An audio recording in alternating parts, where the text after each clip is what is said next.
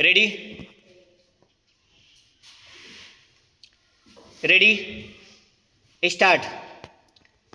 माननीय अध्यक्ष जी, मैं ज़्यादा समय नहीं लेता हूँ, लेकिन जो राष्ट्रपति जी ने गांधी 150 और आज़ादी 75 की बात कही है, हम देखते हैं कि हमारे देश में किसी न किसी कारण से अधिकारों पर ही सारी बातें केंद्रित रहीं। हर कोई अधिकारों से जुड़ा रहा, अधिकारों की चिंता करता रहा। एक ऐसा अवसर है कि हम देश को पैराडाइज शिफ्ट करके अधिकार से कर्तव्यों की तरफ ले चलें, और जनप्रतिनिधि का भी यह काम है जन चेतना जगाना।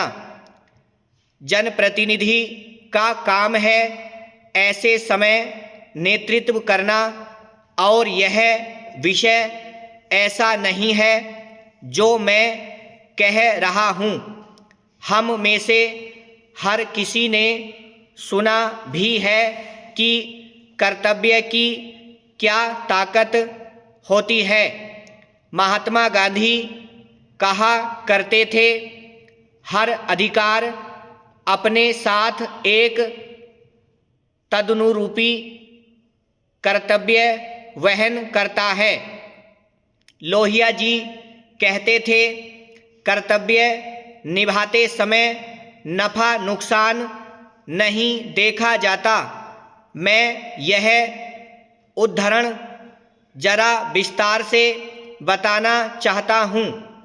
हो सकता है कि इसके कारण सभी लोगों को इस राह पर आने में अच्छा रहेगा। बहुत पुरानी बात है जो उदाहरण है। दुनिया को भारत की एक बड़ी सीख यह है कि यहाँ सबसे पहले कर्तव्य आते हैं, और इन्हीं कर्तव्यों से अधिकार निकलते हैं। आज के आधुनिक भौतिकवादी विश्व में जहाँ हर तरफ टकराव दिखाई पड़ते हैं, वहाँ हर कोई अपने अधिकारों और सुविधाओं की बात करता है, शायद ही कोई कर्तव्यों की बात करता है। यही टकराव की वजह है। ये वास्तविकता है कि अधिकारों और सुविधाओं के लिए ही हम लड़ाई लड़ते हैं, लेकिन ऐसा करने में हम अगर कर्तव्यों को भूल जाएं, तो ये अधिकार और सुविधाएं भी हमारे पास नहीं रह पाएंगी। मैं समझता हूँ कि यह साफ साफ दर्शन है। हम लोगों का दायित्व बनता है कि जिस महापुरुष ने यह बात कही है, उसके बाद उसको भुला दिया गया है। उस महापुरुष का पुनः स्मरण करते हुए हम इस बात को क्या आगे ले जा सकते हैं। वे महापुरुष थे जिन्होंने 14 जुलाई 1951 को कहा था, जब चुनाव से पहले कांग्रेस का पहला मैनिफेस्टो घोषित हो रहा था। उस घोषणा के समय यह पैराग्राफ पंडित नेहरू जी ने बोला था।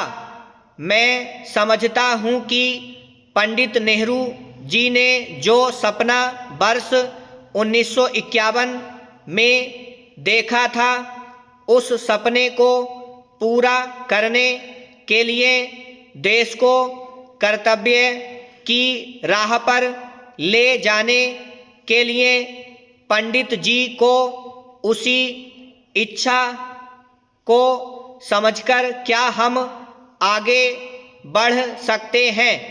हम सब मिलकर तय करें और हम आगे चलने का प्रयास करें। हमारे देश का अनुभव ऐसा है कि जब महात्मा गांधी ने देश के नौजवानों को कहा था कि किताबें छोड़ो और आज़ादी के लिए चलो, तो लोग निकल पड़े। ब्रह्म।